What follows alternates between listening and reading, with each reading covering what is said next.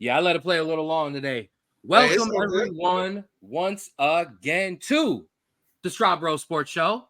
This week, I, Ken Straub, that guy, Andrew Straub. We are blessed and welcomed for his maiden appearance, Rico McGee of the Sports Minute and the Rulers Minute. Rico, welcome to the Straub Sports Show. We Thank are you. absolutely Thank you. happy to have you involved today. Thank you so much. I appreciate you. Absolutely. Thanks for being on. And we're going to get to that cigar here in a second. All right. So what we're going to do today, though, on this special morning episode for here on Sunday, we're going to hit the NFL games that are coming up, give you some live updates on the Colts and Patriots going on over in Germany. And then later on in the episode, me and Drew are going to break down the United States men's national team roster for the upcoming friendlies. Rico, you're more than welcome to stick around for that, bro, to talk a little footy with us. Yeah. But before we get to the NFL games, there was some breaking news that happened yesterday in the college ranks, coaching wise. But before we get to that, my man Rico, talk your talk, my guy. I got you, man. CIAA championship yesterday. My alma mater, the Panthers of Virginia Union University, the Virginia Union University, captured the crown 21-10 over Fayetteville State yesterday. Big shout out to Fayetteville State. Solid game yesterday. Virginia Union, Jada Byers went off yesterday. It was a revenge game, actually, because Fayetteville State beat us in week 3, 10-7, a tough defensive game, but I can't say enough about these guys, man. I'm really proud. Selection Sunday for the Division II bracket is today. I believe it's today. I'm not sure, but I will be giving everybody an update on my Panthers, man. So huge shout out. Congratulations. VUU. I love it. I love it. I love it. Happy for you, man. Listen, nothing is better than when it isn't just the team you root for, but it's the school that you went to. No championship will mean more than that. I didn't graduate from Notre Dame, but so no championship will mean as much for that guy there and that other guy over there if UC ever wins ones. So congratulations, Rico. I'm happy for you. I'm happy for the guys. Congratulations. Thank you. Since we're in championship shout out mode, we can't be missed.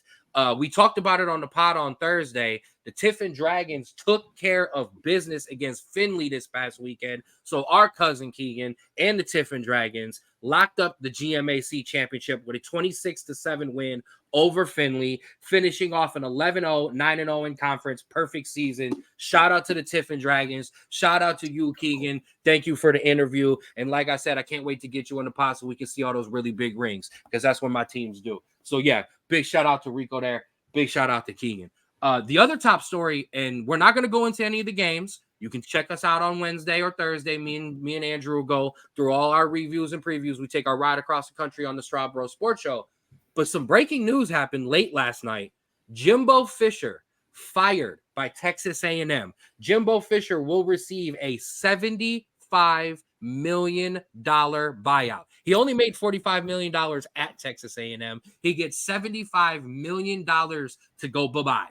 Quick thoughts on that, everybody. We'll start with you, Drew. Yeah. I mean, honestly, it was something we all kind of saw coming. 45-25 at his time there, and a lot of it was in the beginning of his time there. 45-25. Man was winning games. Unfortunately, that was especially early on with maybe not his guys. And then you move on, you get insanely like high recruiting classes, and it seems like nothing's panning out there. And so when you get those high recruiting classes and you're spending all this money in NIL and you're not getting results, the guy at the top has to go. 100%. Rico, what do you think? Honestly, it's like Drew said, you don't produce, you got to go. Life is a what have you done for me lately business. This is a what have you done lately for me society that we live in. So you haven't produced, you got to go. I mean, obviously, Alabama is still at the helm of the SEC West, but still, I mean, you gotta make it a fight. You gotta make it worth everybody's while. And you haven't been able to get it done with NILs and anything like that. It's like you gotta go. But hey, I'll take that $75 million to get fired. Shoot. I take a quarter of that. I'll take just a little bit of that. Absolutely. Word. Send me on my way. Absolutely. Yes. I'll go coach Coastal Carolina and hang out on the beach every week. I got no beef there. Okay. I 100% agree with both of you. If one of you done for me lately, I just want to read something real quick. So, of the teams that Texas A&M has beat this year, they lost to Florida. They beat Louisiana Monroe. They beat Auburn, who's having a really down year, and they beat Arkansas. They lost to Alabama. They lost to Tennessee. They lost to Ole Miss. It's not that you can win. Congratulations. A lot of those SEC schools beat up on the Louisiana Monroes and the Texas States and all of those schools, okay? And the Alabama States and the other stuff, those type of teams. They beat up on them. So you're going to pad your stats and get some wins, but no, it's not working. You're not winning big games. You're not in contention for the college football playoff, let alone even your division. And on top of that, you're doing it, and I know a lot of people don't necessarily recognize Texas A&M. Texas A&M has one of the largest NIL funds, donors. It's all Texas oil money, okay? Texas A&M, Arkansas. There's a lot of those schools down there that you don't realize has a lot of money, and they're going to get good now because of what they're able to do. Look at Ole Miss. All right. I know Ole Miss has up and down years, but Ole Miss has been consistently good now because of that money coming in. So with A&M, there's just no excuse. None whatsoever, Jimbo. You ain't winning big games, and you're not at Florida State anymore, where somebody might let you sit around. SEC don't play like that. So, I mean, I guess the question next would be is who does Texas A&M go and get? Sneak preview. I had a conversation with mine and Drew's dad yesterday about Ohio State potentially losing to Michigan and you potentially firing Ryan Day. But the same question goes for Texas A&M. Who's out there? That's the big question. Who do you go and get at this point? I mean, who's available? Who from the NFL is considering leaving the NFL to go coach in college? Those are the types of questions you got to ask. I mean, there's been some names floated. Colin Cowherd was on Twitter saying Lane Kiffin. But if I'm Lane Kiffin, what can I do at Texas A&M that I can't already do at Ole Miss? Right. I mean, yes, you say money, but at some point, Ole Miss will put up some money if they're going to be good and they're going to get the recruits. But Texas A&M has had those top 10 recruiting classes. So Mom is already in the pod. She says hi. She gave Rico a special shout out. Hi, Rico. Hey, Mom, how you doing? Mom's been shouting out. We're getting all the love. You're in here. We're going to put the comments up. Rock with us. Talk with us. So, yeah, those are definitely a couple things we wanted to definitely touch on. First of all, we wanted to give our roses out to the people who deserve them, Virginia Union and Tiffin. But that Texas A&M and that Jimbo Fisher story comes up. It's kind of something that it's time to talk about. Without further ado, let's break down some NFL, boys. So, like we talked about, first things first, Dolphins and Chiefs. Colts and Patriots are currently playing in Germany right now. That game is currently 7-6. They just kicked the field goal. Perfect. That's what Rico's here for. I went to commercial and I wasn't paying attention because I was talking too much. Nope, it's all good. So shout out to that. All right. So we're not obviously going to break that down, but we will give you the rest of the NFL slate. Starting with our first game on the board. That would be the 4-4 Texans at the 5-3 Bengals. The Bengals favored by 6.5 points. CJ Stroud versus Joe Burrow. Not a quarterback matchup that's starting the year. We would be like, oh, I'm here for this. But I'm absolutely here for this. I'm here for this. Absolutely. Talk to me about this game. Well, I'm going to be honest. CJ Stroud is probably going to win Rookie of the Year, Offensive Rookie of the Year. It's not even a question at this point. What did he throw? 470 yards last week against Tampa Bay. The biggest question is that defense is still coming to fold for the Texans. Plus, Jamar Chase isn't completely healthy. I haven't looked at the stats. I'm not sure if he's playing today or not. He was there was a reporter on Twitter who's showing him warm up this morning. So from all I've seen, I'm not sure that he's been ruled out. Actually, while we kind of continue around, I will look up that news as we're talking. Yeah, they kept saying that it was based on they're going to see how he warms up, and then they'll make a decision from there. They're going to monitor him, but he's going to play. Basically. Okay. Well, if that's the case, I'm going to go with the Bengals. I think the Bengals will probably, take this game. The Texans are still a young team, still growing, still developing. Jacksonville is currently running the AFC South, in my opinion. Give me the Texans. Give me the Bengals. Drew. Yeah, the Bengals have done kind of the exact same thing they did last year. They started off extremely slow, could not get the offense going, but won the last 4 games, and they're finally looking like a well-oiled machine like they did at the end of last year. However, T. Higgins out.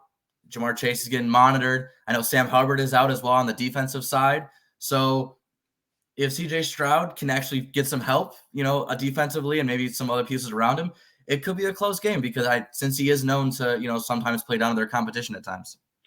I don't disagree with you, but like you said, Joe Burrow 4 wins in a row, a lot of injuries. I do want to point out, because it's just worth pointing out, CJ Stroud, 470 and 5 touchdowns last week. Yeah. I don't think Kenny Pickett's done that all year combined. DeMeco Ryans is definitely in the running for Coach of the Year. Let me just go on record with that. I 100% agree. And you know what? And Campbell from Detroit. Those are probably going to be the 2 front runners for Coach of the Year. You might sprinkle in a little Kevin Stefanski, and the reason why I say that is because that defense has kept them in games, and that defense is probably the top 2 defense in the league. Offensively, if Watson can continue to improve and get better, that's just my side note. Hey, listen, I know a lot of Browns fans who are not happy with Kevin Stefanski, so that's why I kind of was like, "Ooh," when you first. Oh, I know. I think Campbell's in it first of all. I think he'll end up edging out DeMeco Ryans because of wins. Yeah, just because Detroit will have more wins. But DeMeco Ryan absolutely deserves to be in contention. He deserves to be, I think, second place, like you're saying. And that was not a hire that a lot of people were sold on. A lot of people knew he was a good defensive coordinator, but it wasn't like people were like, yeah. And he's absolutely showed you that he's a good NFL coach. CJ Stroud is absolutely the class of this draft class right now. Oh, yeah. Outplaying all of the other rookie quarterbacks. Although I don't really think any of them look bad. Bryce Young doesn't look bad. Will Levis is now starting to play well. We'll talk about those guys, or we'll talk about him later. Anthony Richardson of the Colts, besides being hurt, has looked good, has showed some promise, but CJ Stroud is him, period. I like the Bengals to win. I think the Texans keep it close in the end, but I definitely got the Bengals with the rest of you guys. Moving on. The 5-4 Saints at the 5-4 Vikings. Saints -3. Listen, I'm going to tell you right now, there's 3 things in sports right now.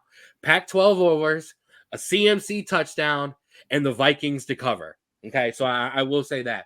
The Vikings coming off of the Joshua Dobbs miracle last week, just an amazing performance by Josh Dobbs, learning the snap counts with his center on the sideline before he comes into it for a drive. Just absolutely amazing. Still no Jefferson this week, but I'm not sure it's going to really matter. Rico, what do you think about this game? Honestly, the Saints defense is starting to come to form. They're starting to look really, really good. Minnesota, Joshua Dobbs is listen, Joshua Dobbs came in and played out of his mind last week against Atlanta. I don't know how it's going to fare against this Saints defense as they continue to improve week after week. I like the Saints. Yeah, no, I completely agree. Dobbs looked good against Atlanta, but Atlanta is not really a great defensive team, and the Saints are much better, like you said, Rico. And as long as the Saints O-line can kind of give Carr some time, I think he'll be able to really throw against this Vikings defense. I agree. Beginning of the year, everyone talked about the Saints defense being elite, like elite, top 2, top 3 defense. They're still top half in every statistical category. Okay, so this is a very good defense. They're coming on strong of late. The offense is the concern for me. Right. Derek Carr was supposed to be the savior. Look, I was a believer in Derek Carr. I think he got holed out in Oakland/Las Vegas. Devontae Adams was pissed that they let him go. I thought he was a quality quarterback, and I thought if you put him in with a good offensive line and you put weapons around him, I think Derek Carr could lead a team to the playoffs, maybe make a Super Bowl run. I'm not saying he's an elite guy, but I think the team could be good enough. I think the biggest issue with the Saints for them is a lot of And then this year happened. Yeah. The biggest issue for the Saints is for the players is offensively is a lot of the off the field issues. Michael Thomas just got arrested the other night. Alvin Kamara's just getting over the dealing trouble with that his he issue. faced. A lot of issues, and it just seems like offensively the Saints are in a bit of dysfunction, if you will. So that's really going to be the biggest problem. If they could get on the same page, I think they can win this game, which is why I picked the Saints. Drew, prediction? I like the Saints too. I like Dobbs. He was great for Arizona, played well for us when he was the backup for the Browns. But I think the Saints defense is going to stifle him, especially with the limited targets that the Vikings have now that Jefferson is out. And I do like the Saints in this one. To quote the great philosopher Lee Corso, not so fast, my friends. Why not ride Josh Dobbs? Why not? I'm in. I'm buying in. I'm sold. Give me the Vikings. Go ahead. Okay. I absolutely like it. Moving on. Switch back to the banners. Moving on to our next game. The 3-5 Packers at the 5-4 Steelers. The Steelers favored by 3.5 points. I'm going to say this is kind of a battle of the running games and the running backs because neither of these quarterbacks can throw the ball very well right now. Kenny Pickett is a backup. Yes, and I'm going to give a shout out to Mel because Mel was getting on me. He said, you think everybody's a backup. Kenny Pickett is a backup. Jordan Love looks like a backup right now. Aaron Jones is the key for me for Green Bay right now. Also, to try to get Christian Watson the ball into some space, maybe some gimmick plays, maybe some fly routes, maybe just some jet sweeps, some stuff like that. But Aaron Jones is the key for that one for the Packers for me. Rico, talk to me. Honestly, Green Bay just doesn't have a lot of elite weapons at the wide receiver position. Everybody left pretty much to go to the Jets. The New York Jets were the New York Packers, as far as I was concerned. I agree. I think Pittsburgh should take the win today, even though Kenny Pickett is a backup. I still like Pittsburgh's running game a little bit better. That's Mel for everybody watching. That's Mel for everybody watching, just so you know. I do like Kenny Pickett. I'm not Kenny Pickett. I'm sorry. I do like Pittsburgh's run game. I think it's starting to come into form. There have been weeks of everybody screaming, fire Matt Canada. That's still probably going to happen, but he's doing enough to get by. He's coaching for his job at this point. I still don't think they'll let him go to the end of the year. It's just not in the Steelers. It's not in the Steelers organization to do stuff like that. Oh, Rico, you got hit too.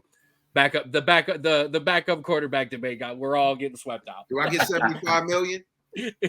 Right. Make me win for $75 million? Right. What's that buyout cost? Yeah, what's that buyout looking like? I will be doing the podcast from the beach. Live from the waves. It's the Straub Bro Sports Show with Rico McGee and Kennedy Andrews. Right. Drew, talk to us. Or no, Rico, were you done? No. I was just saying, give me Pittsburgh. I think Pittsburgh will win today. Straub, what you think? I think I agree with that just based on the fact that this is how the Steelers play all year. You get 75 cents in a bag of Cheetos. Oh, that's great. Just for the fact that we've seen this all year. Kenny Pickett plays decent, not great. The running game kind of helps him out a little bit.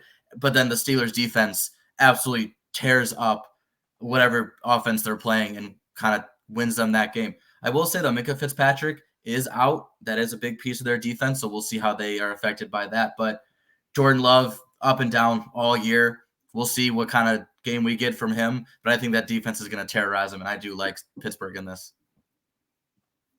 My second one of the day. I disagree. I think the Packers get back on track in an ugly game. Listen, we know that Steelers defense is elite, but old school rivalry, two old school teams, Packers and Steelers. And listen, I'm an NFC guy. I'm a Cowboys. Listen, you see it there. You know this. The Packers haunt me. The Packers get me all the time. I'm not rooting against the Packers or picking against them at that. But I will say that 3.5 is tasty. I'm not gonna lie. All right, let's keep it going. The 3-5 Titans at the 3-5 Buccaneers. Will Levis versus Baker Mayfield, the quarterback matchup of the century. But hey, listen, the Bucs defense is not playing very well right now. There it is, Baker touchdown maker. The Bucs defense is not playing well right now. Will Levis looks better right now than anyone ever thought, other than Mel Kiper at the draft. He looked awful during camp. He looked awful during preseason, and he got immediately demoted to third stringer, and now has apparently sat there. He's learned. He bided his time, and now he's he's coming out and he's actually has this offense looking well. And he's got DeAndre Hopkins playing well. He resurrected that guy right back from where he was at the beginning of the year playing with Ryan Tannehill and has him playing well. Baker, touchdown maker. You know what? Baker Mayfield has not played bad this season. He's played pretty good this season. The problem is when you don't have the defense that's not playing well and they're giving up just as many points as you're scoring, it's hard to win games. So I wouldn't be surprised if Tennessee goes in and beats Tampa Bay today, depending on how well the defense plays. I think this is going to be a battle of the defenses. And Will Levis has played pretty good. I mean, he came in and torched Atlanta. I don't mean to keep bringing up Atlanta, but yeah, he torched Atlanta, torched a few other teams. Give me Tennessee. I like that. I think this is kind of, I wouldn't say a last resort for Tennessee, but we're kind of, what do we have going into next year a little bit? Just because Tannehill is on his way out. He's getting old. They gave Malik Willis plenty of opportunities, and he hasn't really taken advantage of it. So this is kind of, is Will Levis the future here? They got to do what they did last time, and they figured out it worked. Just throw to DeAndre Hopkins, and that would work. However, for the Bucs, that rush defense isn't terrible. It's actually pretty good. And if they can stifle that run game with Derrick Henry and Spears, they can force Will Levis to throw a bunch. It's a rookie quarterback. He's going to make some mistakes. If you can get some turnovers at home, it's a very good chance you can win this game. I actually like Tampa Bay in this. I think Will Levis comes down from that performance, and I think he shows that he's still a rookie. Listen, both of you make excellent points. I want to point something out for Baker. 1,800 yards, 12 touchdowns, 4 interceptions, 56.4 QBR, 15th in the league, which is exactly what I think Baker Mayfield is. 15th, 16th to 20th in the league. I think he's kind of right in that range when he plays well and he's in a system that can that adapts around him. I really, really, really wanted to pick the Bucs today, and I wanted to pick Baker. I like Baker. I've liked Baker since he planted that Oklahoma flag in that Ohio State stadium. Sorry, Buckeye fans. The Baker's been my guy since then. I love his spirit. I love the way he competes. But I think he gets beat out by the kid because I think the Titans defense plays so much better than the Buccaneers defense today that it allows the Titans to win. So that's why I've got the Titans, not because I actually think Will Levis outshines Baker Mayfield. Our next one, a great game. The 5-3 49ers at the 6-2 Jaguars. The 49ers 3-point favorites on the road. Brock Purdy, you got all your weapons back this week. Yes, no sir. more excuses. No more excuses. I don't want to hear it. You're 14th in QBR since week 6. Right alongside Baker Mayfield, the guy that you're supposedly so much better than now and that you're so outstanding, yet you rank right there for the past 5 to 6 or since week 6 in QBR. The 49ers debut the Buckeye combo of Bosa and Chase Young after picking him up in a trade from Washington. Rico, what do you think? You got all your weapons back. You should return to form. No excuses. Get it done. Ooh, but Jacksonville. They have just, Trevor Lawrence is just, oh my goodness. He's just, and that offense, man, that defense of Jacksonville is really the story of this team. If they can slow down San Francisco, I think they'll have a chance to win. Give me Jacksonville over San Francisco. Hot take. No, I like that. Just because their teams going in opposite directions right now. Obviously, 49ers have had injuries, but lost 3 in a row. Jacksonville's won 5 in a row. The Niners' run offense and defense is great. They are stud defensively against the run, and they are stud offensively running the ball. But the passing defense is kind of average. And so I think this is a major game for Trevor Lawrence to really show that he can throw and he can play with the best of the quarterbacks. I don't know if he can. I honestly think 49ers getting all their weapons back, I think really they torture Trevor Lawrence further, especially getting Chase Young. I think they torture Trevor Lawrence a lot, and I think it'll be close, but I like the Niners in a close one. Okay. Niners in a close one. So preseason, I had Trevor Lawrence in the MVP race. This is the only way that prediction comes true. You go out there and you beat up on the 49ers today, and you absolutely are in here. I'm going to throw up what Mel has to say about this because I do think it interesting. Chase Young's still mad at Trevor. All right. Yeah. They absolutely are, because he absolutely ran them up in the ran them up a couple times. Yeah, I think it was the Orange Bowl. When he was at Clemson. Trevor Lawrence is that dude. That offense has been going. At home, I would have taken the 49ers. On the road, I think the 49ers slide again. I think they slide to 5-4, and I think the Jags take a big step, and I think Trevor Lawrence takes that step to be in the MVP race here. All right. We're going to spend some time on this one, ladies and gentlemen. Here it is. The 5-3 Browns at the 7-2 Ravens. The Ravens 6.5-point favorites, almost a full touchdown at home. The two best defenses in the NFL go head-to-head today. The Browns give up the fewest yards per game. The Ravens give up the fewest points. So the quarterbacks are the key. Duh. I mean, this is going to come down to Watson versus Lamar Jackson. Watson, are you back? Do we get an I'm back game from Deshaun Watson? I don't really know. Rico, what do you think? I've been saying it. I've said it before. I've said it early in the season. I'm going to say it now. The Browns defense is elite. Possibly Super Bowl contenders. Yes. That's going to depend on how far Deshaun Watson takes this team. If Deshaun Watson struggles, it's going to be an issue because you're not going to be able to get away with it come playoff time. Playoff time, you're not going to be able to struggle and then have your defense just bail you out. This is going to be a tough game. I don't think the Ravens are going to sweep the Browns. Give me the Browns by 3. Ooh. By 3. By 3. I'm going to Cleveland. Drew. Oh, listen, I would love to take the Browns here. I think just like we said, Lawrence is the key to Jacksonville winning. Watson has to put up not even maybe just an average performance. He has to put up a good / even great performance just to get around this Ravens defense that stifles teams at times.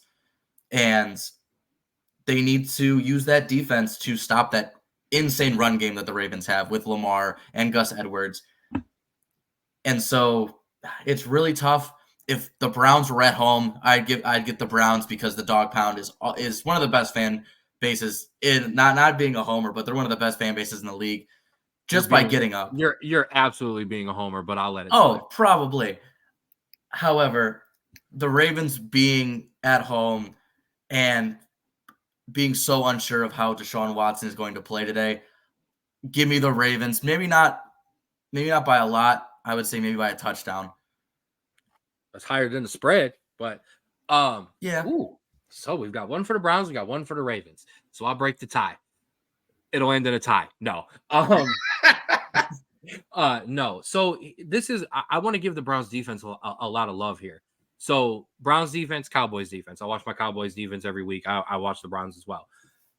The Cowboys defense is really good when we have a lead because we can pin the ears back. We can send Micah Parsons wherever we want. We can get some pressure on you. The corners play.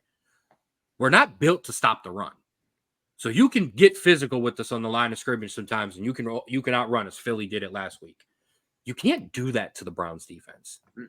All right. There it is. The Browns are built to stop the run and then play from there. When you can stop the run, now the Browns have gone into a couple shootouts, or no, not shootouts, but they've given up some points this year when teams were able to kind of throw the ball on them. That being said, I don't really think the Ravens are going to be able to run the ball that well, which then forces Lamar to throw. And when you force Lamar to throw, that's when Lamar can make decisions. I don't care that they are on the road. Ladies and gentlemen. What song is that? Oh. We're going to let the dogs out. Give me the Browns on the road. Upset the Ravens. get back in the division race because this is an important game. And yes, I think Deshaun Watson has a good enough game to outplay Lamar and remind everyone I'm still that dude sometimes.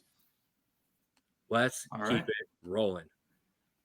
We get one guy we get one Homer fan to the next Homer fan.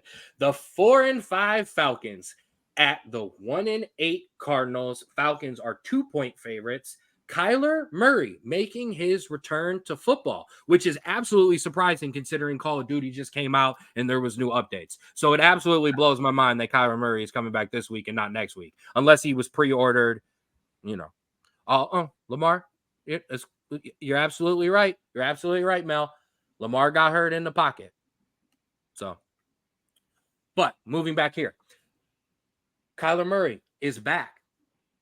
Taylor Heineke has taken over the reins for the Falcons. And if you listen to the Sports Minute with Rico, McGee, and me, we talked about that weeks ago, that Taylor Heineke deserves some love. And I know that, and I absolutely have to bring that up now because there is not a bigger fan in the world of Desmond Ridder than the guy sitting right next up there. Cincinnati's own. Rico, talk to me about your Falcons. I'm going to be honest with you. Arthur Smith got to go.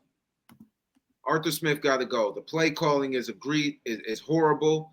I'm just, you never know what Falcons team is going to show up, honestly.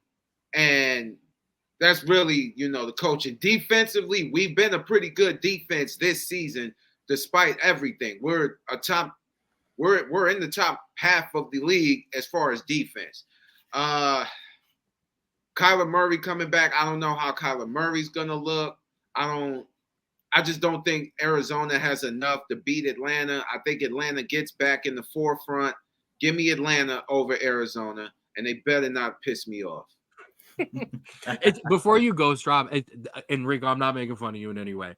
Me and him hate watch our teams. So it is just nice to bring someone into the pod that hate watches their team just like we do. Okay, yeah. We're all just miserable no matter what. Yeah, they better not piss me off this year. Yeah, that's why I drink water instead of alcohol. Right, Straubby. They said you know the ball, even though I'm Straubby too. Talk to me. Listen, they're not wrong. Yeah, I don't think Kyler's gonna have too much of an impact just because he has nobody out there to really help him out, especially getting back into the rhythm of, being in a live game. Maybe a couple weeks down the line, he can find some guys that he can really rely on, but there's not a lot. There's no DeAndre Hopkins anymore. There's nobody who could really help him out. But the Falcons, and we've said this all year and even last year, they need to use their star players so much more than they're using them. Bijan had less carries than Tyler Algier last week. It was 11-12. And as was the theme last year, Kyle Pitts, 5 targets, not leading reception. When he's, I think, clearly you're one of your best receivers, even though he's a tight end. And for them to really capitalize on that, especially with Heineke, who is a very serviceable backup and borderline starter at times, you need to get it to your talented players the most to win this game. But even if they don't, I think the Cardinals are really just reeling, and especially bringing back a quarterback into the system. I like the Falcons as well. Mom's laughing at us. We're having a good time here. Oh, and we got the like up there. Shout out to my guy Sean Fatika, high school teammate of mine, absolute boss. Shout out for the like there. Guys, can Arizona just continue the tank? Like, stop pretending. You're clearly tanking. You wouldn't have traded Josh Dobbs if you weren't. I know Kyler was ready to come back this week, but you didn't get much for it, so it's not like you had to ship him out of there. I don't think Kyler is going to come back and be strong. He didn't look great before he got hurt. I know there were some games where he pulled some magic out of his butt, but that was a better Cardinals team than they have now. I think this team is here's your hot take alert. I think this team wants a top pick. I think this team will take a quarterback, and I think this team will trade Kyler Murray. That's what I think too. A lot of people are saying that Kyler Murray will probably go to Atlanta. I don't know how that will work out. It would be. Do you want him in Atlanta? Let me ask you, Falcons fan. Nah. I'm not. I wouldn't. I'm not sold. I actually want Justin Fields in Atlanta. I really want. Me and you have talked about that, Rico. I think that's dangerous. I think Justin Fields has all the talent in the world, and I think you put him with a better coach and a better everything. Atlanta is a better everything than Chicago right now. Most teams are better organization, better coaching, better GMs, better roster, better everything. Sorry, Chicago. The only thing you might have is a great fan base right now because you don't have any good team. So obviously, then clearly I'm taking the Falcons. I don't care. It wouldn't matter if Desmond Ritter was the quarterback. I don't care if you called Michael Vick right now and was like suit up for us. Okay. Sometimes I want to call Michael Vick and beg him to come back, man, bro. Right. Can you go back to the 2002 form, please, and come to Atlanta? We need it. Right. Man, even Pittsburgh Steelers form would help too. Oh yeah. Yeah. Or what do you mean? Or the Eagles? And give me any version of that. Any version of Vic is rolling. Okay. It does not matter. Okay, let's keep it rolling, fellas. That was a good one. The 6-2 Lions. I want to say that the 6-2 Detroit Lions favored by 3 points on the road at the 4-4 Chargers. The Lions are real and the Chargers are not. That should not be a controversial take anymore. It was at the beginning of the year, and it's been for a while. The Lions are good. The Chargers are not. Justin Herbert is going to be wasted if this franchise continues the way it's going. And Justin Herbert is a generational talent. I know sometimes he gets overhyped because they're not winning as many games as they're supposed to. He has what I believe is the worst coach in the NFL. I think he has no home field advantage whatsoever. The Chargers have the worst home field advantage in the NFL, and playing at home nicely does help. Ask the Browns, ask the Ravens, ask the AFC North how that feels. Or the Cowboys and the Packers whenever they go somewhere. I don't understand. The Chargers have a +9 turnover margin, tied with Cincinnati for best in the NFL, yet they still can't get it done. Rico, talk to me. Tell me I'm crazy. You're not crazy. The Lions are going to win this game. LA's offense is kind of predictable at this point.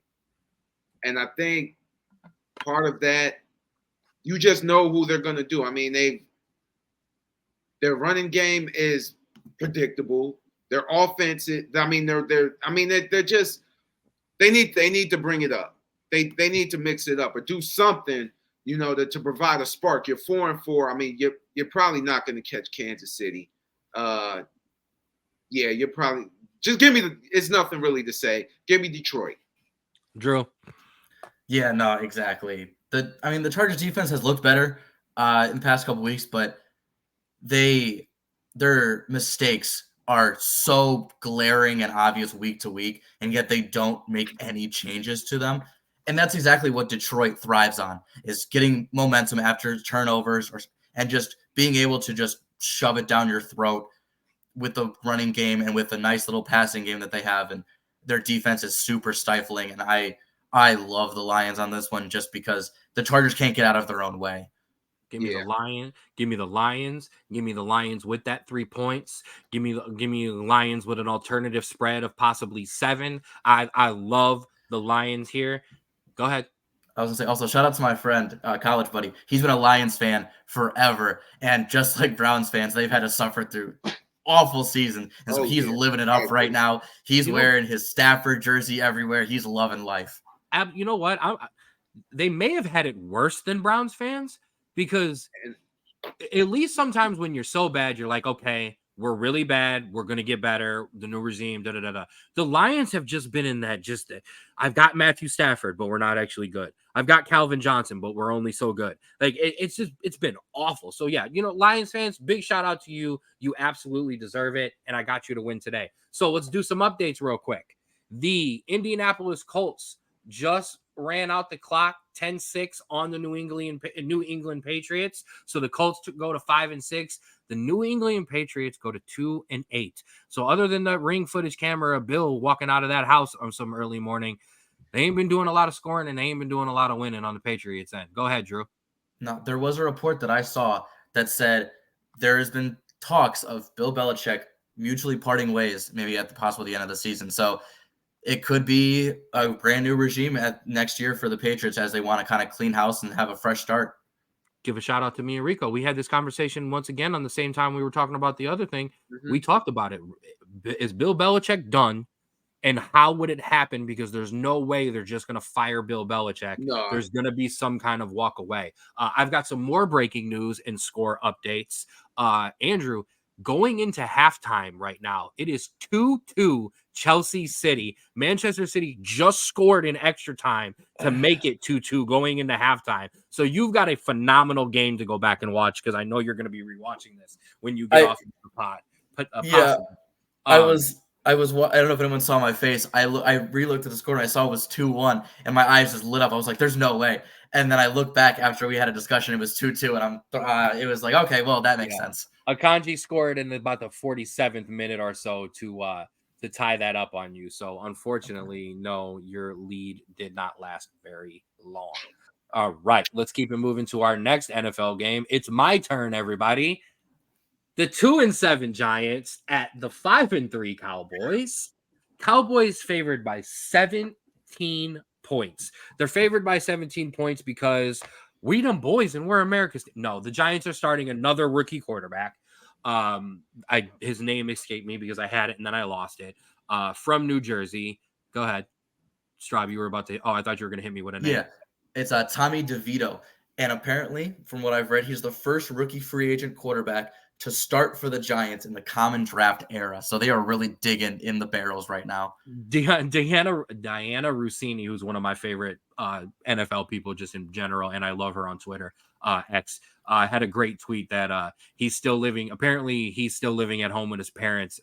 He's an Italian boy from New Jersey, and she made the joke that Italian boys from New Jersey living at home is why she didn't get married until 37. So shout out to her. I absolutely love that. I actually wrote it down. Tommy DeVito. No relation to that DeVito. We'll start for the Giants. I actually did some research. How about that? My Cowboys. We'll win by 14, at least, possibly 21, which means we're gonna lose by 7. Rico, talk to me. They're gonna piss me off today. Give me the Cowboys. I mean, the Cowboys hate the Giants. Give me the Cowboys. Nothing left to be said. Giants are just a dumpster fire right now. Not really to any fault of their own. It's just quarterback issues, health issues, hell, maybe coaching issues. Give me the Cowboys by 20. Ooh. Yeah, true. Your defense has absolutely destroyed lesser quarterbacks this year, and I think this could get really ugly. You've had some blowouts in your favor, and I think it honestly goes the exact same way. Give me by like 3 scores, honestly. I think you guys are going to absolutely terrorize DeVito, and I don't think they're going to be able to get anything going. I hate this. The only team that I can't stand being hyped up for a win more than this team is when my Notre Dame Irish are. I can't stand this. This has all the makings of the Giants winning by a late field goal by some miracle. It really does. This is going to drive me absolutely insane today. But come on, Cowboys. Boy. All right, moving on. The 4-5 Commanders at the 5-3 Seahawks. Seahawks are 6.5-point favorites. I didn't have to actually have that one up. 6.5 favorites. I don't really understand what's going on in Washington, and I think we should touch on that here in a second. I really do. I really don't. Actually, and I want to actually. You guys mind if I take a pivot real quick? I had a question. Rico, because you brought it up. Was Brian Daboll a good coach? Ryan who? The coach of the Giants. I mean, he led them to the playoffs last year, and then this year it's kind of, I don't know really what happened to the Giants. I had expectations, but I think we would probably give him one more year. I want to see what he's able to do next year. I think next year will probably determine whether or not he's a good coach. I want to know if the Giants are all the way back or if this was just a one-shot deal. Because right now it's looking like their playoff run last year was a fluke. That's just, my humble opinion. I don't disagree. Drew? No, I think I agree. I think it's too hard to tell when you have so many key injuries, especially a quarterback. But Saquon was out for a couple weeks there. And so once you get everyone back healthy, maybe you get a couple free agent signings, you really get this team ready to make a playoff run. I think that's when we'll fully see, what kind of coach he is. Absolutely. And the Giants will spend money. They're not a cheap team by any means. They want to win. I agree. Saquon being out the first, he was out after, I think, week 1 or 2 has absolutely hurt them. You're talking about a guy who supplied, I think it was more than 50, it was almost 40 to 50% of their offense last year. It was a phenomenal stat. Between that and Daniel Jones being hurt, no, I think it's fair to give him another year. But I wanted to bring that up because Rico brought up a great point. So I wanted to hit back and touch that. So jumping back in, those 4-5 Commanders at the 5-3 Seahawks. Like I said, the Seahawks are 6.5-point favorites. Can Geno clean up the turnovers? 6 interceptions, 2 fumbles lost in his last 4 games. So if Geno's got to clean it up because the Commanders' defense, even without Chase Young, has been a good defense.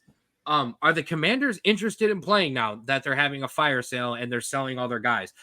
Rico, what is going on in Washington? And what do you think about this game? Rumors that Montez Sweat, we were supposed to get Montez Sweat.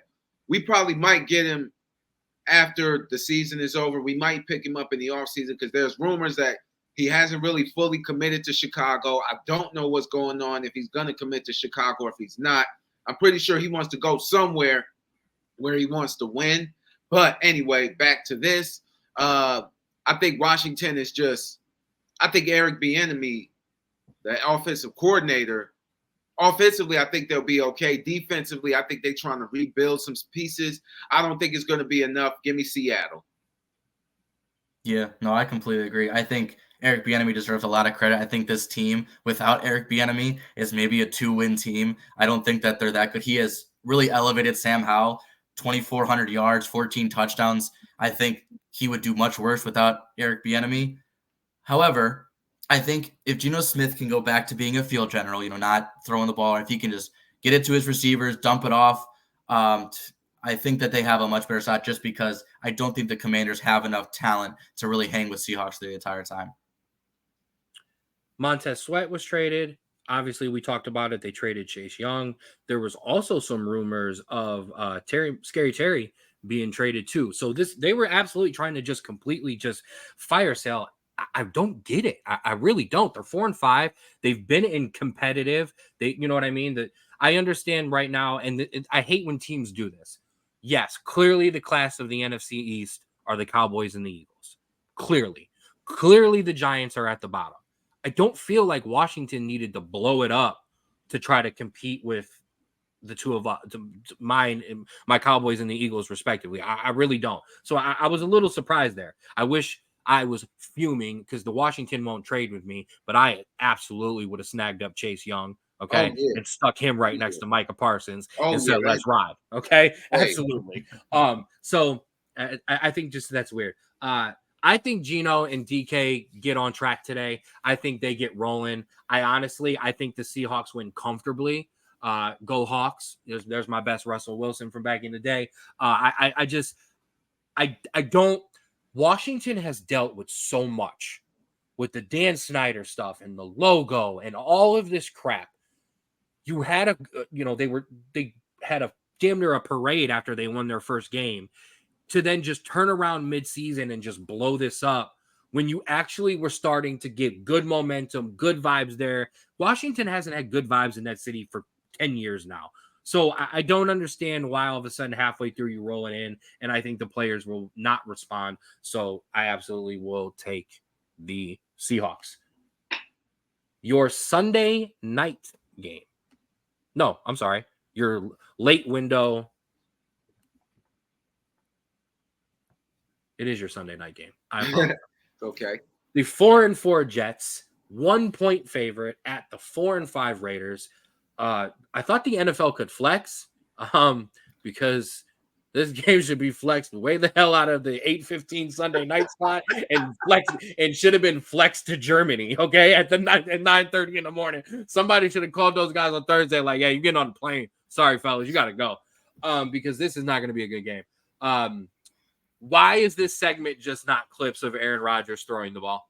Like it should just be Aaron because at this point, we should just be talking about ayahuasca and darkness retreats because the man is not human. He is throwing a ball after all of the knee being shredded apart. He's taking 3 step drops. It is absolutely amazing. No, I am not even talking about the game. I'm talking about the quarterback who's injured because I just don't care. The Raiders, though, give some Raiders the love. They under interim coach Antonio Pierce, just an ugly situation there. I want to touch on that later, but this Antonio Pierce has the Raiders playing better. I mean, we've got a Zach Wilson versus Aiden O'Connell quarterback matchup. Nothing to write home to your mama about, but you know, it is what it is. Rico, talk to me. Hype this game up. It's kind of hard, but the Jets are 4-4. Not bad. That defense, man. That defense is definitely keeping them in games. You just have a quarterback that's not healthy right now. Jets will probably be what, 6-2 at the lowest, maybe, if Aaron Rodgers doesn't get hurt. Yeah. The Raiders, on the other hand, they playing pretty good under their interim head coach, and with the pieces they got in place, man, let me tell you something. I can't hype this game up anymore, man. Just give me the shit. Right? Like, huh? Fuck, man. Let me get a give me the Raiders. I don't know. Is Zach Wilson still the starter? I don't trust Zach. Yeah. The Jets have the fewest offensive touchdowns in the league, 8. Actually, here, I'll read my joke that I actually was supposed to have made. I said this game should have been flexed to Saturday, so we had better college games to watch while it was on, so we could have just fucking ignored it. Instead of it being the only game I have to watch tonight. I'll be rewatching college football live doing pod prep at that point. Like, I'm not even watching this game. Drew, talk to us. Oh, great. Yeah. Obviously, this looked much better in the preseason because you had Rodgers. Garoppolo was supposed to be halfway decent, but obviously not. Yeah, the Raiders got a boost last week, but I think they come back down to earth. I think that was just kind of we fired our head coach that nobody liked, and now we're better, but I think that goes back down. I think that Jets defense led by Bearcat graduate Sauce Gardner, I think they harass O'Connell all night, and I think that their offense just enough to get by. But yeah, honestly, we're gonna be writing down some college football notes tonight instead of watching this game. You are absolutely 100% right, and I wanted to try to cue it up, but I didn't have enough time to mute myself to listen to Jay Glazer retell the story. Oakland had a team meeting before they fired McDaniels, and the players they aired him out. Like they let him know how unhappy they were, and apparently at some point during the meeting he went over and let Antonio Pierce speak in the meeting, in which then Antonio Pierce then told a story to the team, because Antonio Pierce was on that Giants team that beat and upset the Patriots, told them how, listen, we were whatever that year, because I think it was like an 8-8 team that, or they were, they weren't 9-6, they weren't a juggernaut, but we hung in with the Patriots, we hung in and we beat the Patriots, we upset the Patriots. And after the meeting, Josh McDaniels went up to Antonio Pierce and was like, we don't talk about the Patriots like that. We don't do that. And Josh McDaniels is gone, and Antonio Pierce is the coach, and has the Raiders playing better than Josh McDaniels ever would or could. Josh McDaniels, a career coordinator, go back to doing what you are best at. Go back to the Patriots and help them before they retire Bill Belichick, and he's on everyone else's ring cam coming out of some girl's house at 3 o'clock in the morning. Did anybody else see the video that I'm talking about? Or am I talking about it? Okay, all right. I didn't video. Okay, that's hilarious. I'm sorry. I'm hammering Bill Belichick a little bit too much, but you know what? You deserve it. All right. Waiting all day for Monday night. The 3-5 Broncos at the 5-4 Bills. The Bills favored by 7. Ooh. Bills have been up and down this year. Okay. Josh Allen is pressing. I absolutely believe it. I think he's playing stressed. I think that whole team is stressed. I think the weight of expectations for 3+ years, I think I'm not saying anything's cracking, splitting, and falling apart, but man, you can see it. Russell Wilson. who I've been super critical of. I'm not gonna lie. Because I don't think football's first, but he's been absolutely playing well. 16 touchdowns, 4 interceptions. Same touchdown to interception ratio as Baker Mayfield. I love to do that. I'm sorry. It is what it is. I think it's fair to ask it. Well, no, I'll ask my question first. So let's just talk game. Broncos and Bills. Broncos got a chance, Rico? Depending on what Buffalo team shows up. They've been up and down all year, like you said. I mean, they have years where they just look excellent, and then they have games where they just look like, damn, bro, do you even want to play? You look like you don't even want to be out there today.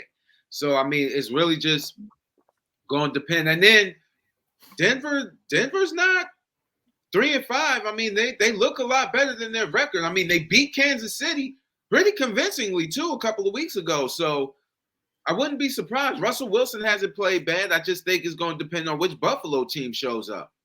If the Buffalo Bills that I know they can be shows up, then I got the Bills. If not, then the Broncos. But give me the Bills as of right now. Drew?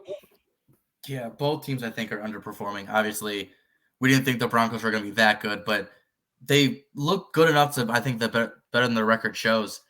Honestly, I think you hit it right on the head. I think they're playing stressed, the Bills at least. And they have explosive players. They have Diggs. They have Gabe Davis. You know, Josh Allen could run for 30 yards, but also throw for 80. I think they need to just be patient in that offense. I think they're looking to get 30 yards every play when the 5-yard dunk pass on 3rd and 4 is right there. I think they need to just calm themselves down. They need to just take what's given to them, and the big plays will come, and they'll get back to that offense when they get there. Will they learn from that? I don't know, because the Broncos 2 wins in a row. I think they're turning it around a little bit. I think they're starting to finally kind of click, and they're finally starting to do that Sean Payton offense that worked so well in New Orleans. However, I think the Bills being at home gives them a massive advantage, and I think they at least come back and they settle down at least a little bit at home, and I think they win this. Diggs to Allen, I think at least 2 to 3 times today for a touchdown, and I think that's what puts the Bills over. I think the Broncos play a good game. I do. I think Russell has a good game. I think he cooks a little bit. I had to start Watson over him this week because I had a feeling. I don't know. So yeah, give me the Bills, but I don't disagree. I think the good Bills team shows up. Yeah. And they better for Terrell's sake, Right. Rico. But yeah, I think the good Bills team shows up today, and I think they take care of the Broncos. So I got a couple questions I want to throw at you guys on the fly, but the first one is about this game, and then there's just basically I got an MVP question, and I've got a division leader question for you guys.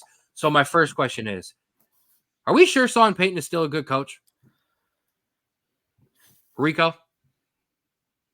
I'll give you a second, because the reason I asked this question is before, I would say maybe 5-10 years ago, guys could walk away, especially coaches.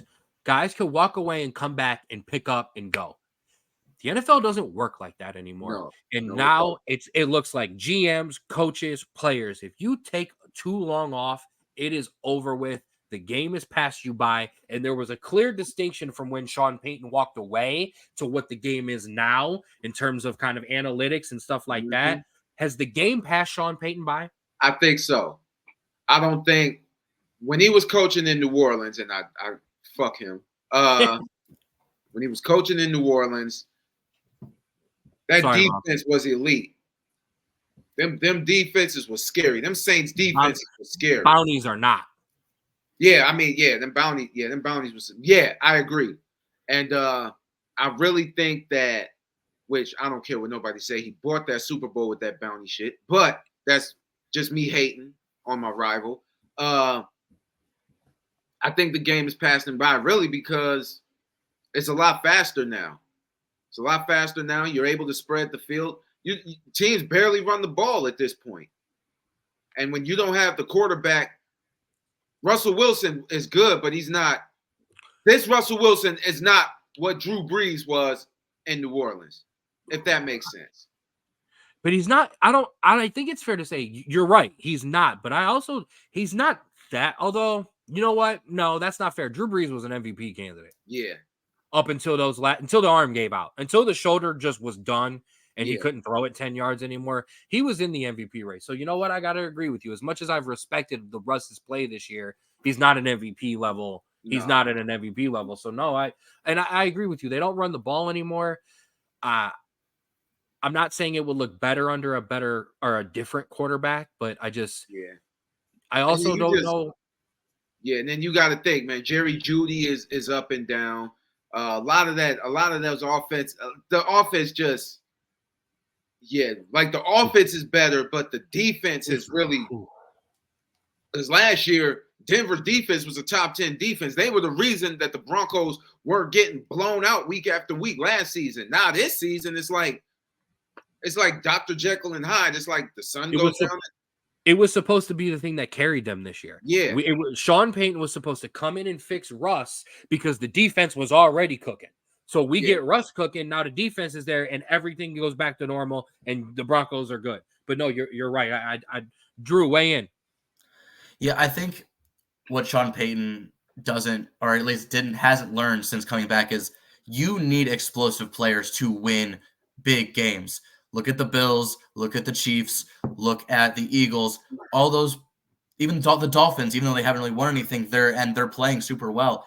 You need explosive players in the league today. You can't have a Mark Ingram and a Drew Brees kind of just doing 5-10 yard chunk plays because those aren't there anymore. And so the defense, obviously, I think for the Broncos have underperformed, but I think the offense is just a major issue due to the fact that there is no real explosive players on that offense that are going to spread out defenses and open up lanes that just aren't there like they used to be when Sean Payton was with the Saints. I do want to point out them losing Tim Patrick early in preseason absolutely hurt them because he had turned into probably their most explosive guy at the wide receiver position. And he was actually, and I like Jerry Jeudy. I thought Jerry Jeudy was going to be elite. I do like Jerry Jeudy too. I just don't think he's happy in Denver. No, I don't think so either. A very early first half goal from Erling Haaland just put Manchester City up 3-2 on Chelsea. Sorry, bro. That sounds right. Yeah. But sorry, I lost my thing there. I like Jerry Jeudy. I thought Jerry Jeudy would be elite. I agree with you. I don't think he's happy in Denver. But when Tim Patrick was playing well, it helped Jerry Jeudy. Mm-hmm. You know, I think it's the same way Tyreek Hill helps Jalen Waddle. I think Jalen Waddle could be a number one, but he's also a lot easier as a number two and shows off his skill set. Devontae Smith in Philadelphia, I think he could be a number one, but with AJ Brown, it helps. So I think losing him definitely hurts. But yeah, I don't know what's going on with Sean Payton. Go ahead, Drew. And honestly, I think they have a really good rookie who can be explosive in Marvin Mims, and he's shown it. They just really aren't giving him much time, which is kind of confusing me because when he gets playing time, it's deep balls that he's beating, safeties and cornerbacks on. He's really explosive, but they're just not really giving him much playing time, which is kind of confusing me, seeing how lackluster that offense is right now. Absolutely. Rico just went whole carton on us. I'm sorry. No, I'm giving you props. Rico just went whole carton on us. That deserved a shout out too. So listen, man's thirsty. Listen, absolutely. Listen, Don't want to waste a cup. Absolutely, ain't no shame, ain't no hating over here. I do want to point out.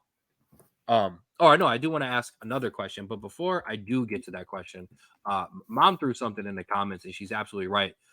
We want to give a Veterans Day shout out. Definitely salute to all our veterans. Our uncle, who served. I have a cousin who serves as well. Another cousin who's retired from the Army. So all of our veterans here and those who have passed, we definitely give you a shout out this weekend. This weekend is definitely for you. Guys, I want to ask you another question. I want to do some NFL on the fly as we get closer to the 1 o'clock window. I'm going to ask you this question to let you marinate on it, and then I'm going to ask you a different question. So the question to marinate on is, who is your current NFL MVP? So sit on that one and think about that. But the other question I have for you, and I like this, I'm going to give you the division winners in the AFC and the NFC, and I want you to tell me which one won't end up making it. You've got the Dolphins, Chiefs, Ravens, Jaguars in the AFC. If I had to put you on the hot seat and say, hey, Which one of these teams is going to flame out and go one and done? Ravens, Chiefs, Jags, Dolphins. Who would you pick? Drew, I'm going to you first.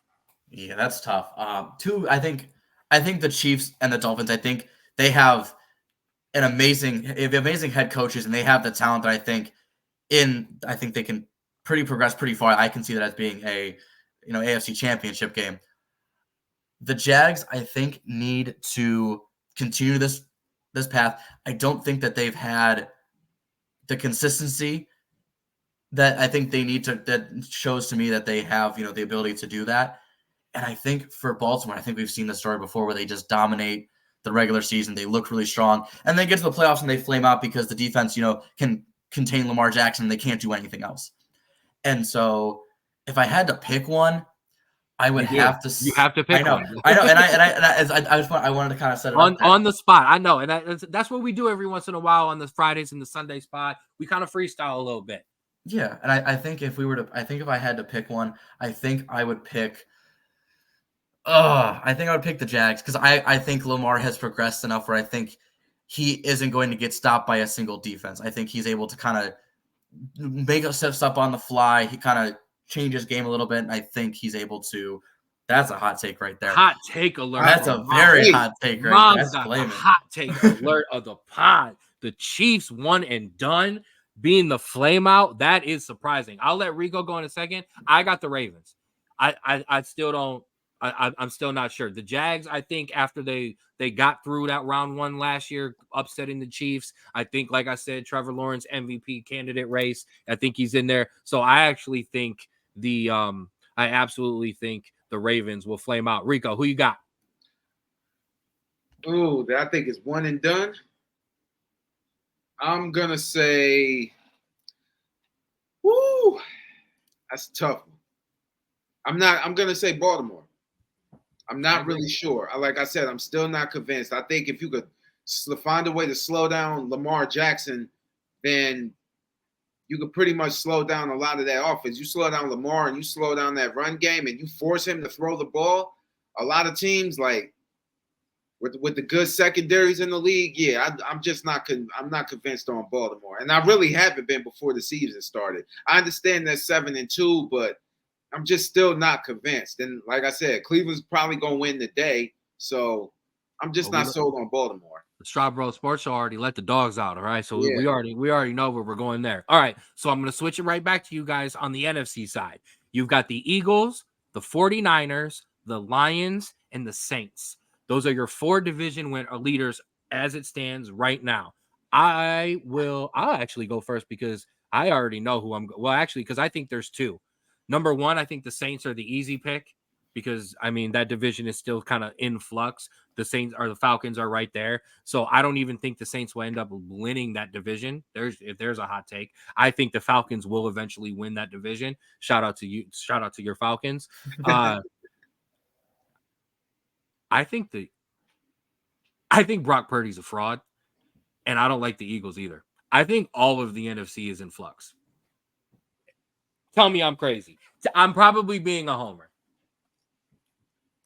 I'm being a homer too, man. The Saints are one and done, of course, because even though the defense is, I know you can't play nobody but who's in front of you, but the Saints aren't playing anybody really good. It's just a matter of who's more ass, the Saints or whoever they're playing. And it's usually whoever they're playing is more ass. So I think the Saints are one and done. I think if they do win the division, it'll be by default. Same thing with us. If we win the division, it'll be by default, and we'll probably get thrown out the first round, whoever comes out the NFC South. So give me the Saints. Drew? Yeah, honestly, 2 out of the 3 things I agree with you on, Ken. I think you're being a little bit of homer with the Cowboys. I also think that the Eagles have been just consistently good, that we're kind of underrating them in a little bit of an aspect. Ban the tush push. I'm done. Oh, okay. Listen, just because you can't stop it doesn't mean it should be banned. I know. Anyways, but I agree with the 49ers. I think they're so reliant on their stars that if one of them either has a bad game or isn't available, that offense falls apart.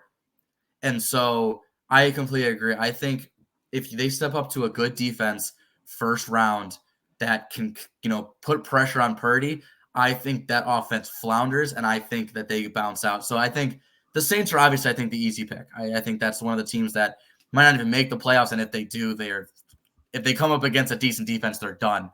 However, I agree with you, and I don't think that Purdy's legit, and I think they really just are banking on McCaffrey and Kittle to just have insane performances every week to keep them from, losing. Excuse me. I 100% agree. And I appreciate you guys just running on the fly because you guys know what you're talking. We're talking ball, and we know ball. So I 100% get that. Okay, so I got another quick one for you. I asked you to marinate on one, and I'll make it a little easier on you guys because I will give you the current Vegas favorites to win the NFL MVP in order from. You want to go top to bottom or bottom to top? Yeah, Can we go top to bottom? Okay. Okay. So number 1, Patrick Mahomes. Jalen Hurts, Lamar Jackson, followed by Tua, Joe Burrow, Josh Allen, my guy Trevor Lawrence, Christian McCaffrey, Jared Goff, and Brock Purdy. Give me Jalen Hurts. I think Jalen Hurts is going to win MVP. I think people consensually, unless you're a Chiefs fan, people are tired of the Chiefs. They're tired of Mahomes. I'm tired of Mahomes. Swift. They're tired of Taylor Swift. They're tired of Taylor Swift. Stop coming to the games. Go on tour or something. I just think Jalen Hurts. Hold on. Swifties, we love you. We're joking. These are all jokes. Okay, I want no smoke with the Swifties. No, I don't want no problems. Please don't get me. Yeah, but no. I think Jalen Hurts has just been playing consistently well all season. Of course, Pat Mahomes is too, despite losing Eric Bieniemy, your offensive coordinator, and doing what you're doing with receivers who would probably be deemed average anywhere else.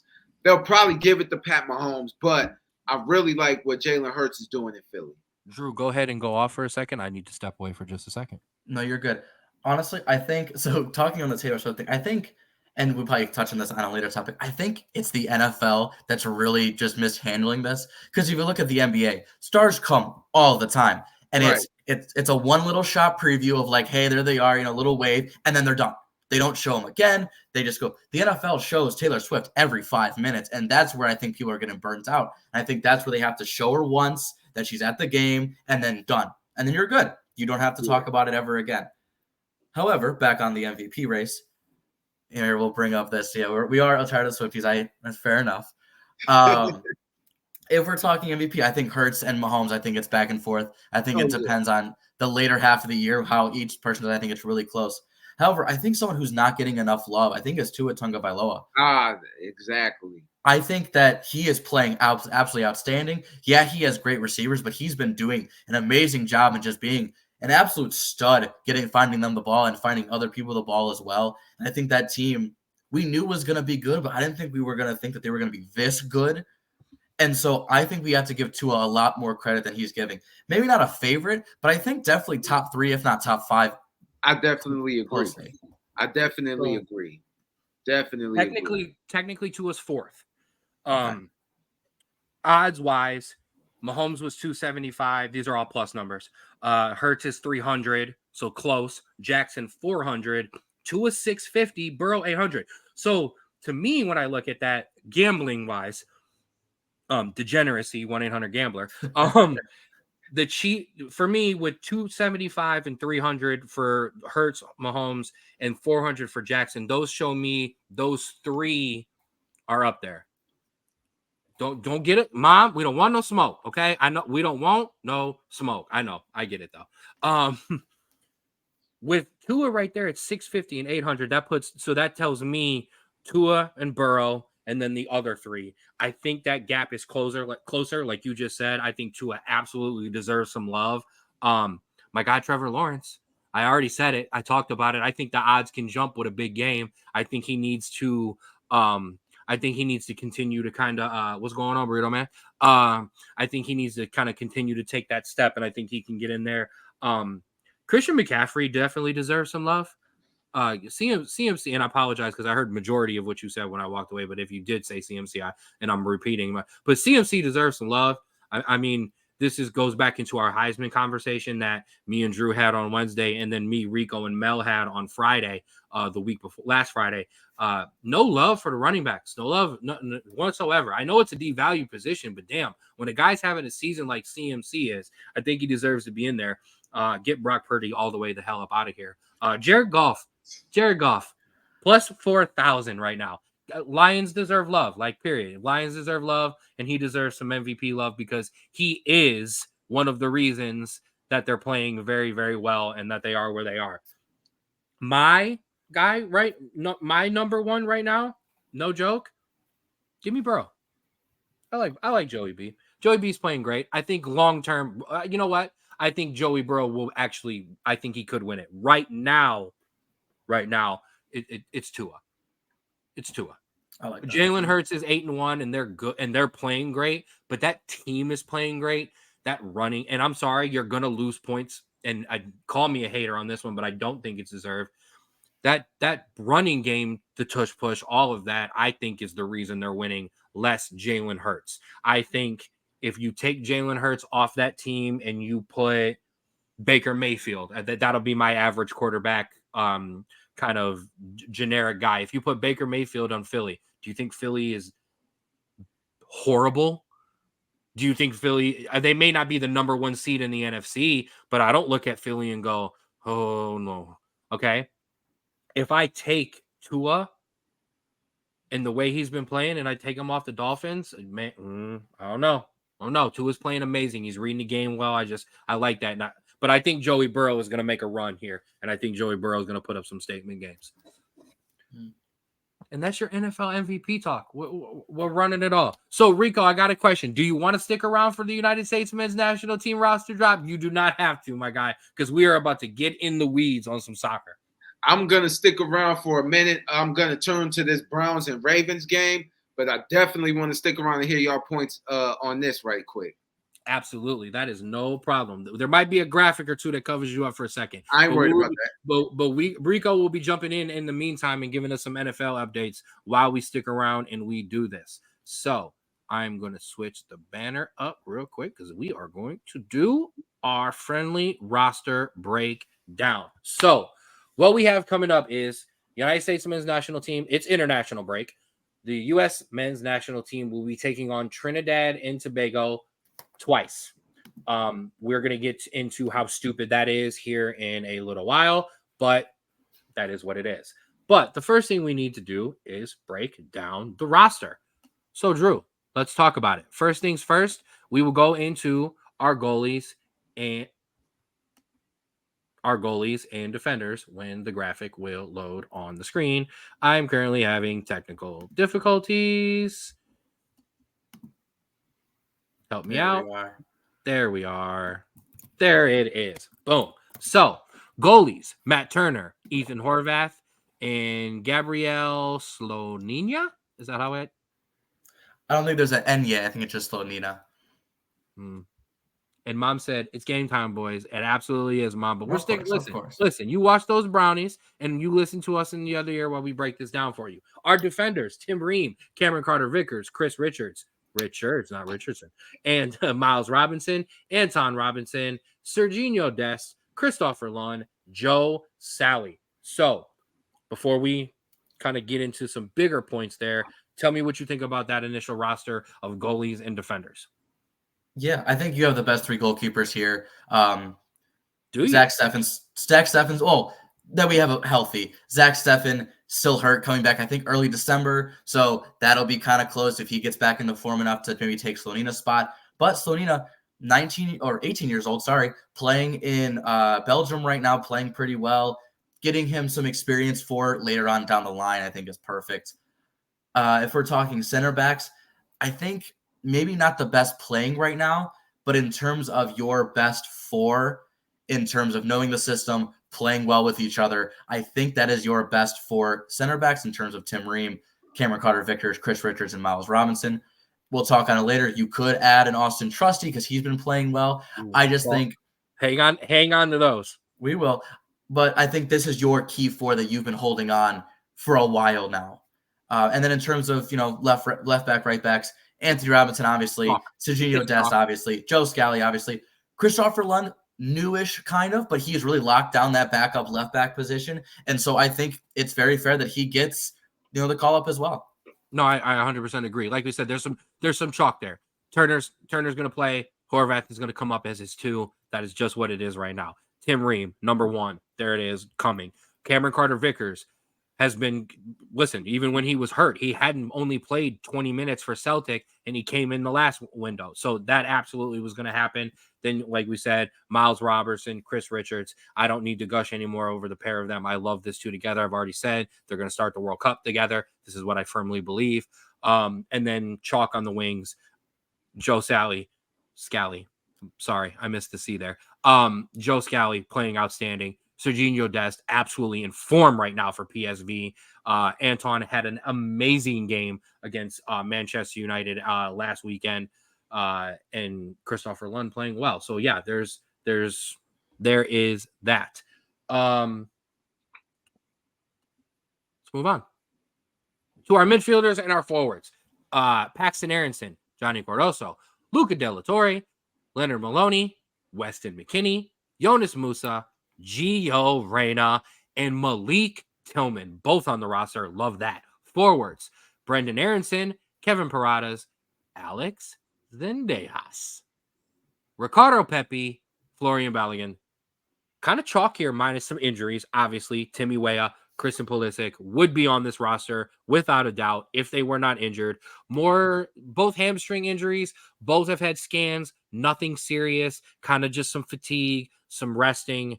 Our American players log way more minutes than they're used to once they start getting over into Europe. So, you kind of see that sometimes. So, Drew, same thing we did. Touch on some surprises here first. Yeah, Paxton Aronson, honestly, is a pretty big surprise. Not in a bad way either. He's gotten a lot of minutes for Frankfurt and Germany, and maybe deserves a little bit of a run in this window. However, I'm looking at it. There are 3 attacking midfielders, maybe even 4, in Gio Reyna, Malik Tillman, Paxton Aronson, and his brother Brendan, who's also on this roster. And so a lot of them will be fighting for kind of that one position. And so it's going to be interesting on who we actually play in that position, because it's Gio Reyna's to lose. But I think we're really looking for is a good backup for him, because Gio Reyna's injury history, or if he gets tired, we really want a good backup. And so bringing in all of these attacking midfielders, I can see it being who is going to be his number 2 from now on. Also, Johnny Cardoso looking amazing, and hopefully gets a good run in this tournament, because he's looking incredible for the past month. Absolutely. I want to touch on something real quick. Chelsea have just equalized to make it 3-3 against Manchester City. Live soccer updates in the biggest game of the weekend.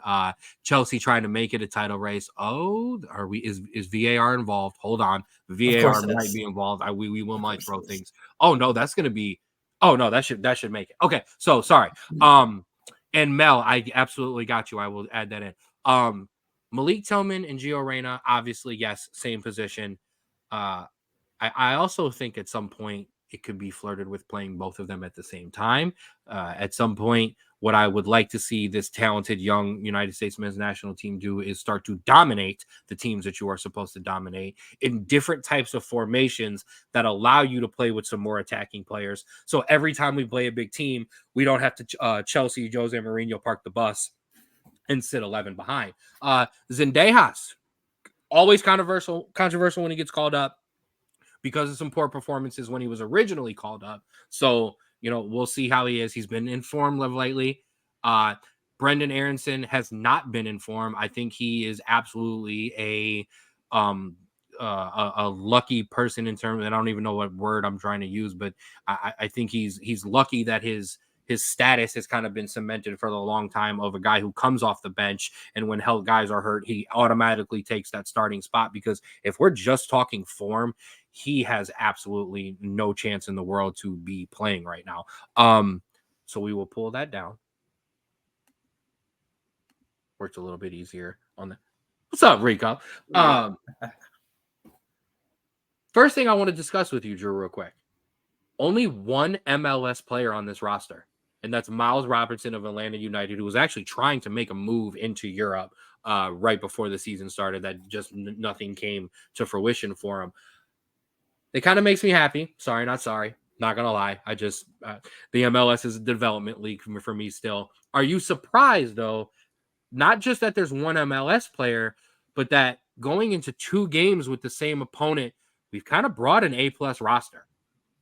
Yeah, I am. In terms of the MLS, I think we've touched on this before, where I think a lot of those veterans that we were taking earlier for our young European players aren't really needed anymore, just because those young European players that we had are now veteran-ish European players. And so we really don't need those MLS veterans that we say. So it doesn't surprise me. But in terms of bringing in a roster, it surprises me, but it also doesn't surprise me. It surprises me because we're playing Trinidad and Tobago twice, a team that we can handle easily with, I would say, a B team, and we have before. And so it would be nice to get some of those guys some rest in between the periods because they have long European seasons. You don't want any injuries or any fatigue for any of the more important games. But I also somewhat understand it because last cycle we brought in an insane amount of new players, and they all had to figure out, how to work with each other. And it still is kind of unsure in how we want to play. And so bringing in the same roster over and over and over again really gels that team together and will make us stronger, even if maybe we're playing a Germany and our team isn't as talented. Having a team that knows how each person plays that is on the field will make us 1,000 times stronger than bringing in, a whole new team possibly to just kind of get some reps. So I can see both sides to it. Yeah, I just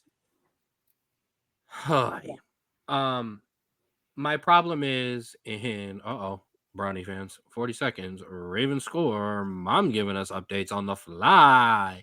I continuity. I understand it. Okay. We want these guys, excuse me. I'm battling a cold a bit. We want these guys to play together. We want them to be familiar. I get all of that. It is a long, long time before we have a World Cup game, and we do not have to qualify, which means other than when we play in Copa America, which we will break down fully here on the Straub Sports Show, we do not have many quality opponents to play against. Go ahead, Rico. It was a pick 6. Ooh. Second play from scrimmage. Ravens 7, Browns nothing. Watson, there's that. Wait, Watson, I need to get out of the pod before you start making my predictions look bad.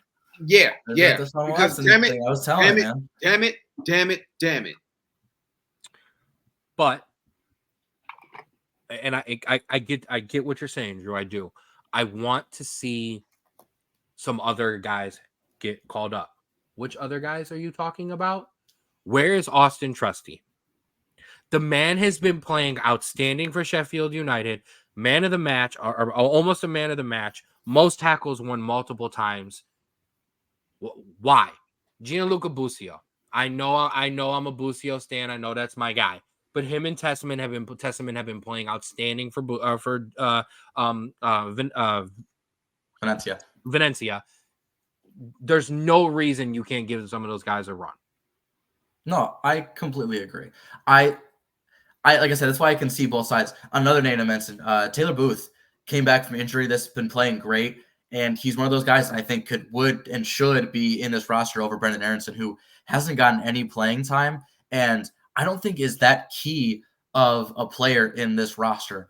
Let's say for Trusty, you could take out Ream because he's 35 and playing so much. You could take out Richards because he hasn't been played. But those are key guys in your team. I don't want defenders taken out. But if we're talking Trusty, I did say Trusty. If we're talking Trusty, that's a guy that those are two that you could take out, but those are your starters. So it's hard to say you want to take them out for anything. Brendan Aronson doesn't start on this team. And so bringing in a guy like Booth to see what kind of depth you have, that's one that I kind of see as, well, why not? You're playing Trinidad and Tobago. You're going to make a lot of subs when you're up 3. Why not? Yeah, but there's like six subs still for international play? Something like that. Yeah, you have 3 windows to put in like 5 or 6 subs. So, yeah. Here, I'll say it flat out. Brendan Aaron's been playing like shit. Yeah, no, he's been like he comes in. Yeah, I Go was gonna ahead. say he comes in, and it's happened at Leeds, and it's happened now at Union Berlin. He comes in and he looks like this very dynamic player that goes all around the field, but then you realize in his position as an attacking mid or a winger, he lacks the final quality inside the final third, and then you kind of can see that he is more of a kind of run around kind of guy that just runs around, sometimes makes defensive plays, but doesn't do anything for you offensively. And I think that's your issue when you play in that position. You need someone with a final product like a Gio Reyna, like a Malik Tillman, that maybe doesn't run around as much, but when they get the ball, they can either pass it out or make a good shot on the defense. And Aronson doesn't do that for you. He's kind of a transition guy that maybe gets the ball but passes it back right away or runs around on defense and doesn't really do much for you. No, and I want to bring something up. One of the things we talked about. Oh, big chance by Chelsea and went over the top. Gusto. Right back. Yeah, good shot, but yeah, definitely should have put it on target. 75th minute there for Chelsea. I'm going to do an NFL rundown just so the current of our updated scores are. Well, actually, I'm going to throw it to Rico for an NFL update of our scores all around the country or all around the U.S. here in a second. My issue with Aronson being on the team, Brendan, not Paxton. I got no problem with Paxton being on the team. He's actually been playing well, and he's been playing. Brendan hasn't been playing well. And if you joined us for the first Straub Bro Sports Show, technically it was still under the 4th and 15 Melon Smooth title, which is in the YouTube page. If you go to our YouTube page and you hit playlist, there is now a section for us two guys. If you go in there and you go down to the first one of the things we talked about in that first window of the Germany and Ghana game, there are guys like Serginho Dest. There are guys like Christian Pulisic. There are guys like Weston McKennie. There are guys who, even if they're out of form in their club teams and the teams that they normally play for, when they put on the red, white, and blue, they turn it on and they play much better. Brendan Aronson is not one of those guys. We'll take a pause to throw it to Rico McGee of the Sports Minute for our NFL update. NFL update right now. Baltimore leading the Browns 7-0 after the turnover of pick six. Steelers 1st and 10 at their 48. That's still tied 0-0 in the opening minute. Jacksonville is 35 on their 30-yard line. Minnesota is 1st and 10 in their own territory. 2nd and 8, Cincinnati's opening possession. Tennessee opening possession. And that's what we have right now. And the Vikings up 3-0 on the Saints. Okay, so they just kicked the field goal then. And you guys are right so far. Steelers are up 7-0. So I think we might, and listen, and I don't know if anybody's got time, but we might stick around and just run through some live NFL updates. But it's trouble. If you got to go, you got to go. Okay, now let's keep rolling on this. Let's keep rolling on this roster. I do want to point something out, Strabo. We got 3 sets of teammates on this roster that came up. Fulham, Tim Ream, Anton Robinson, PSV Eindhoven, Serginho Dest, Ricardo Pepi, and Malik Tillman, Nottingham Forest, Turner, and Horvath. So that is, those guys have been informed. Go ahead, Rico. San Francisco just scored 7-0. All my predictions going wrong. Drew, we haven't talked to Ricardo Pepi. Yeah. I think he's unfortunately in a position where he's playing well. And when he gets minutes at PSV, he's scoring. He's just behind a dude who's starting and scoring at Monaco, who's a much better team. And it's one of those times where, do you think about playing 2 strikers because he's playing that well if someone's there?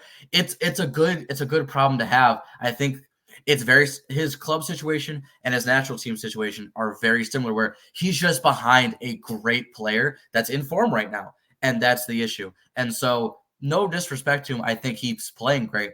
I think he's just behind a better player in Balogun, who is on fire right now, and there's no reason not to drop him. No, I agree. It's just Pepe should have been there for the World Cup, as we've already done. For sure. We've already done that. But yeah, I definitely think he's going to get a run. I mean, he's going to sub on in both games more than likely.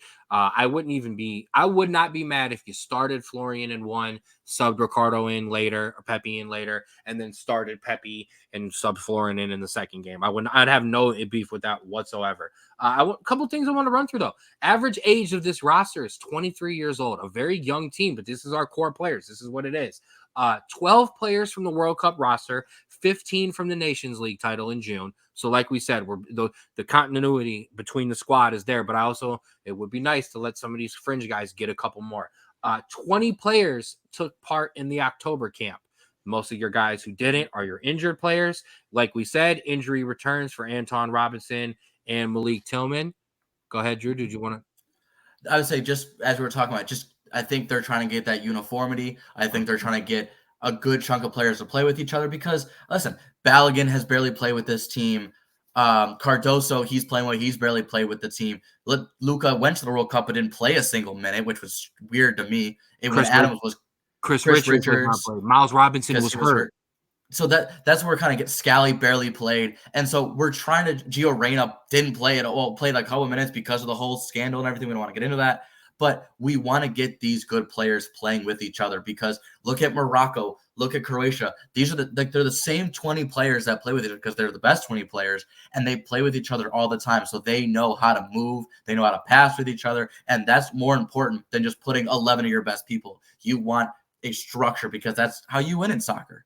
And I think the two teams that you just brought up are the perfect example of that Moroccan team and that Croatian team. Obviously, we don't have a Luka Modric to the sense of at that top guy. Chris can be there, but we've got a bunch of guys that we absolutely could. There are 5 players on this team looking for their official debut, and that would be Paxton Aronson, Christopher Lund, Leonard Maloney, Kevin Paradas, and Solnina.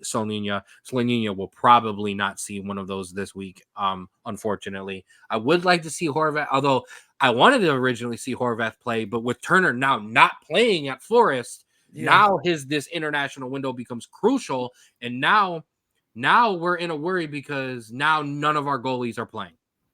Yeah, but however, honestly, in my opinion, I think goalie is one of those positions that you don't need to play regularly, just because I think the game comes to you very differently than I think a field player would. Let's say you're a defender, you're a midfielder, you have to get the feel for the game and stuff like that. For a goalie, a lot of it's shot stopping, a lot of it's positioning, and you can do that in drills and in simulated games. And I think while it still sucks and you want your goalies to play, that's, not disagreeing with that. I'm not sure what that was. But I think it's less important. And as you've seen, we played Stefan when he wasn't playing at City, and he did a good job. Like, he didn't do a bad job in any right. And so I think it's less important, still important, but I think less so. Actually, I disagree with you. I would much rather now have a goalie who's at least playing somewhere. I want you to be playing minutes. And my problem is Forest doesn't. When Stefan was playing at City were in the Champions League, City were in the FA Cup, City were in the Carabao Cup. He was playing. Okay, it was only for cups, but he was playing. Nottingham Forest aren't in that many competitions, so there's not going to be many games. So if Stefan isn't playing, Stefan's not playing, and now Horvath is now under both of them, and he's not even going to get it. So I think this is a bad situation for our keepers, but I don't think it's going to be something that absolutely is devastating right now. Let's do something real quick, Drew. Can we talk about how stupid it is to be playing the same team 2 games in a row when the team is not a quality opponent? Well, unfortunately, that's what you get with CONCACAF. You're in these competitions, Nations League and the Gold Cup, later on, where your first couple games, you're going to play awful opponents. And that's unfortunately just where you live in. You have, Mexico, you have Canada. Sometimes you have, a team like Panama that plays well. But that's when you play these kind of competitions, that's what you play with. What's Mexico doing this week? They're in the same thing. They're in Nations League. Oh, so technically this isn't friendly. Technically this is a Nations League friendly. Yeah, but and unfortunately that's what it is. You are going to have to play awful opponents because that's the competition you're in. We're not in. Why would they schedule twice? Why would they schedule them twice? It's home and away. It's a tournament. It's the home and away leg. I forgot. I apologize. No, you're good. I'm not oblivious, ladies and gentlemen. I did not realize that the Nations League window was the home and away one already. Yeah, and Baltimore 13-0. Oh God. Ooh. And But that's what I was saying with why we got into Copa, because we want to play better competition, even if it's not a Brazil, even if it's not That Copa, ladies and gentlemen, that Copa America tournament gonna be lit. We got a possibility to play in the Brazil U.S. in the U.S. We got a chance to play Brazil, play Argentina, to play Colombia, to play the big dogs down there, and to show that we can hang. So that is definitely a big one. This is awful.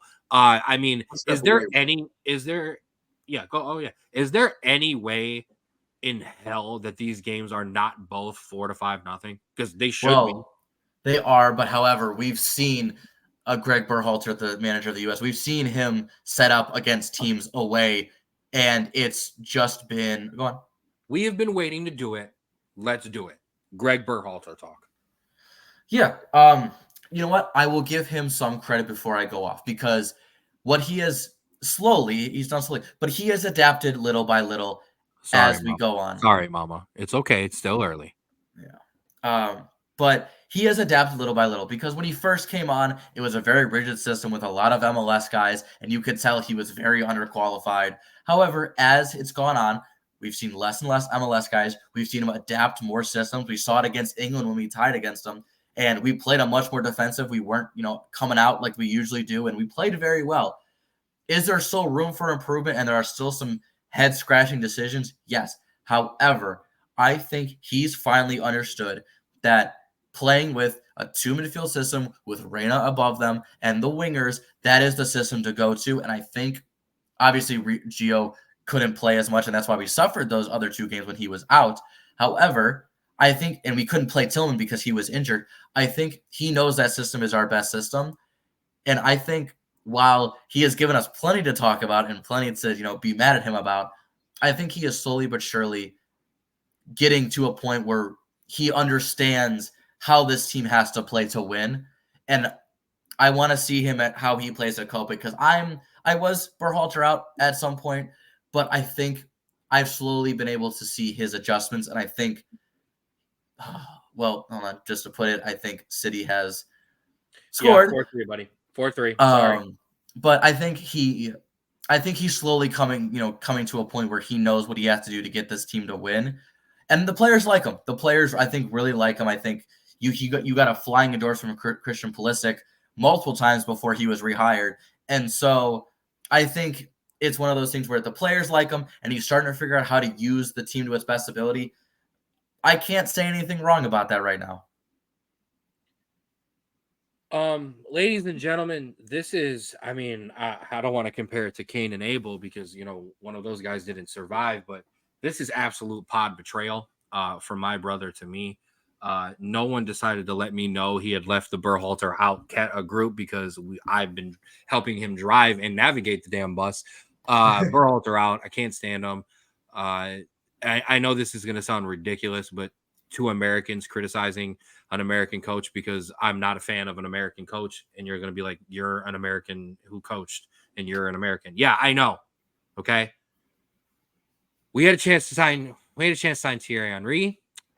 We had a chance to sign some other guys. Everyone turned us down, or we didn't make a serious offer. I think Greg Berhalter embodies exactly what has been wrong with the United States men's national team up until Jurgen Klinsmann was hired as our coach, which was we wanted to just have the best guys who played in America, and every once in a while we would sprinkle in a guy who left and went, like a Clint Dempsey, or no, that was early Clint Dempsey, like a Brian McBride or somebody like that who would go overseas. But other than that, we stuck with, I'm sorry, I'm just going to say it, average C- crap players from America instead of trying to find the Americans abroad, because there were Americans abroad back then. We just did not go and get them. Jurgen Klinsmann brought in the European players, and there was a clear step up from the United States men's national team. Now, it also helps that a lot of these players, your Serginho Dest, your other guys who are just, they're Americans who were born on military bases, or, have parents who have traveled abroad and, have lived over there. So, and we have embraced that and we've brought it in. And that is the single reason our national team is now better. Till we start listen, I'll say it just flatly like this. Until we start tapping into where our athletes really come from in America, and we've kind of started to in soccer, but our best athletes still play basketball and they still play football. Okay, they're transitioning now into soccer, and we're getting some of those. But until we get a Russell Westbrook, until we get a LeBron James as a goalie, a John Morant, a Tyreek Hill, until those guys start playing soccer, we're still going to be this gap. But Jurgen Klinsmann been brought in those European players, and now we have those European players as a standard for this United States men's national team. And I'm sorry, Chelsea just distracted me on my rant, but Greg Berhalter and the coaching staff and our management in the United States men's national team is still stuck in that old school thought, because they're all of the ones who are running the damn thing.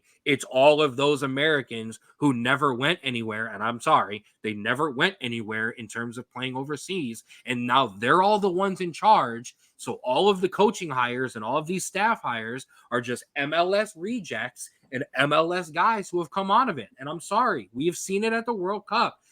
Netherlands laughed at us because of our tactics. Louis van Gaal, who is a great international manager. He's a great manager in general, but a great international manager laughed at our tactics. Okay? That's fireable in itself. When you have this kind of F word almost came out. When you have this kind of damn talent on this team, I'm sorry, you cannot have an MLS reject manager who wants to play kick and chase. I'm fucking tired of it. No, hey, listen, that's very fair. I will say, though, if you look at the roster that, Greg Berhalter picked out for, I want to say, our Gold Cup final against Mexico when he dominated us his first time, and the roster now, even the lower on the roster are from Europe, and so I would say he has progressed in that sense, where I think because he's had access to it, he has stopped picking the MLS guys. And right. me and Drew have been beyond critical of the Christian Roldans and the and I love Jordan Morris and Areola, right, Areola, Aaron Long. So he has stopped. Yeah, and I completely get that. I think fixing our U.S. or soccer in the United States is a whole other conversation for a pod, because there are so many things that we do wrong. However, I think that the main I like to think of it this way, right? When the Cavs won their championship back in 2016, who was their head coach? At the beginning of the year, it was David Klopp. Yeah. And who was it at the end? Tyronn Lue. Would you say Tyronn Lue is the best guy we could have gotten on that team? Like, if we could have hired somebody, was he the best head coach? No. However, he was the one that the players loved and bonded with, and that got them to be able to play the game. Wait, well, he was the coach LeBron bonded with, but I got you. And the players love LeBron, and that's how it works. That's and it's the same thing. Christian Pulisic, like all of those guys, really like Greg Berhalter. Is he the best guy we could have gotten? No, but in my opinion, if the players didn't like him, then yes, get him out of there, because he's obviously not as qualified as somebody else. But if the players like him, I think it's better to have a coach that the players like in terms of the talent, just because he's not stuck in his ways. I think he is progressing in terms of tactics and in terms of play quality. However, I think it's an okay choice just because the players back him so much, and that helps a lot. The reason being, just so everyone else knows, because we know Berhalter was very involved with the youth national team, so he has known a lot of these guys for a very long time. Chelsea have a penalty in the 93rd minute to potentially tie the game, and I'm also gonna throw it to Rico for a Browns update. Right now, or whatever update you were about to give. Hold on, it's third down, and Deshaun. Oh no, Deshaun's gonna take off. He throws a puck, throws it away. It is 3rd and 10. Oof. 3rd and 10 at midfield right now. The Browns still 13-0. Huh? Still 13-0. It's 14-0. 14-0. Okay. 14-0. I may or may not be putting it on my phone right now to see what the score. Let's see if he makes it. The AFC North is a whole different beast from the AFC South. Absolutely. And listen, man, the Straub Sports Show, we're bringing you live updates. We're bringing you live updates of the NFL, live updates of the English Premier League. We've got you absolutely covered. So we are going to be wrapping up here soon, though. But I have a question, one or two more things for you. I think we're actually probably going to roll until these kind of things finish, and then we'll let everybody go. Anyone you want to absolutely see get some minutes in this round? Yeah, Malik Tillman, I think, is a major thing. I wanted to see him last window because he played so well. Mom taking shots. Nice. However, he continued to play well, and he now gets a chance because he's healthy. I want to see him on this national team. Give me 1 second. I'm watching the build-up. Give me 1 second. There it is. Cole Palmer, the 20-year-old. Go. 1 second. Go. Hey, I'm ruining it. Spoiler alert. Come on. 4-4. Live updates on the pod. Absolutely. Chelsea tie at 4-4. We'll be definitely covering this on the Straub Sports Show this week.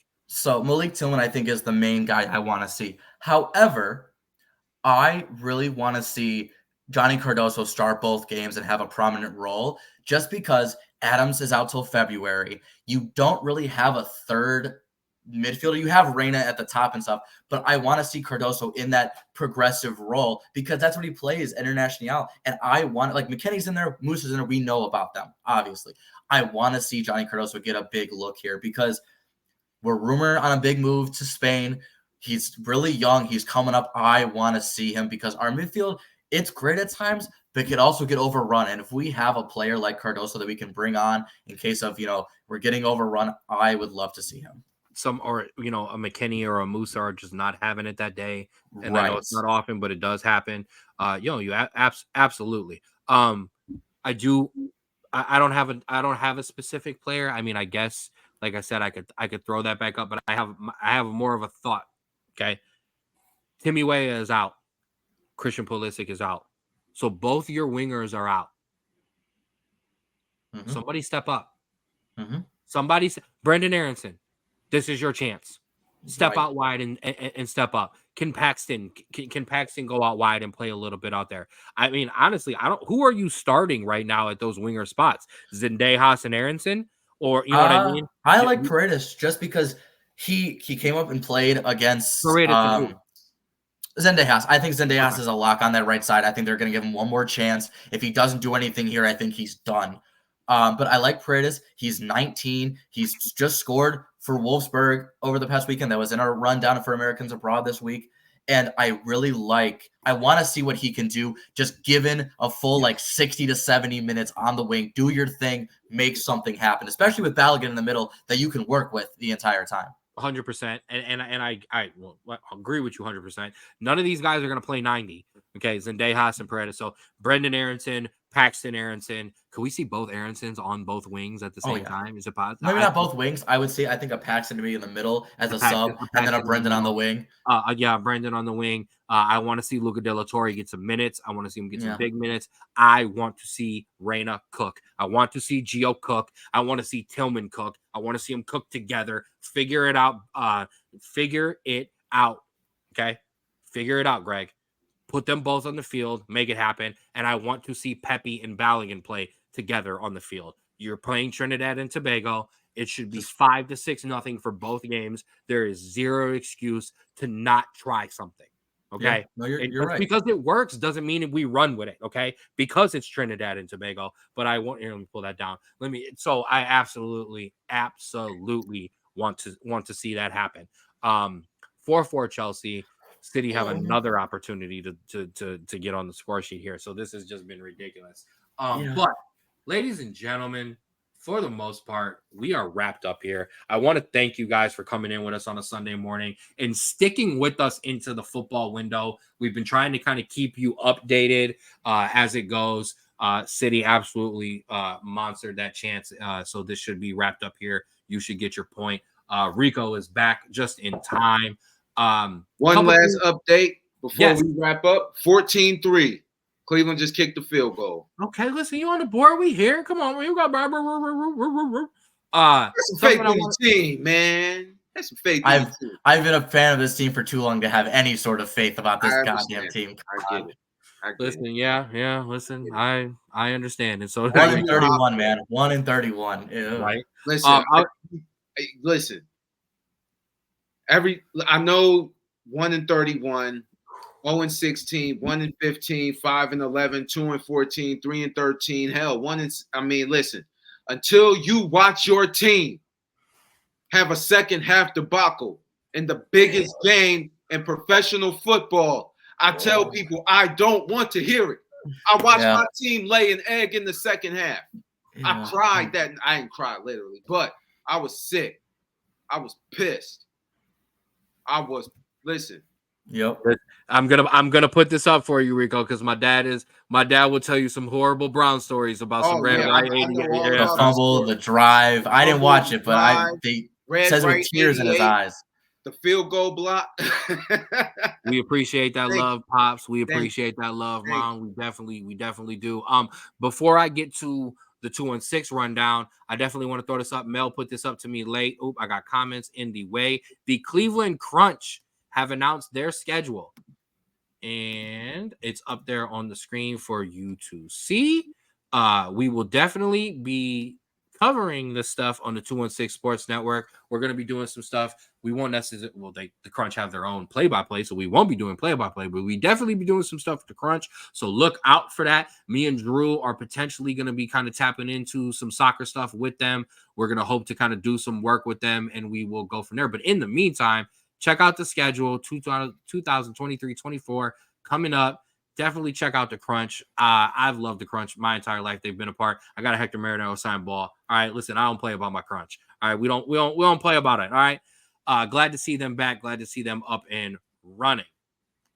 Ladies and gentlemen,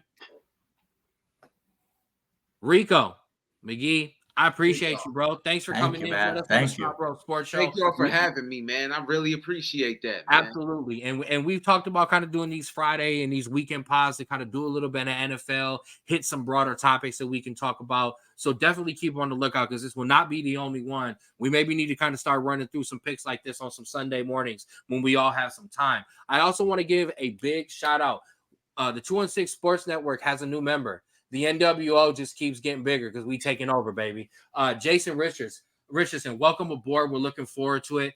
He's got his own show. He already does some writing for the Canton Charge and for the Cleveland Cavaliers.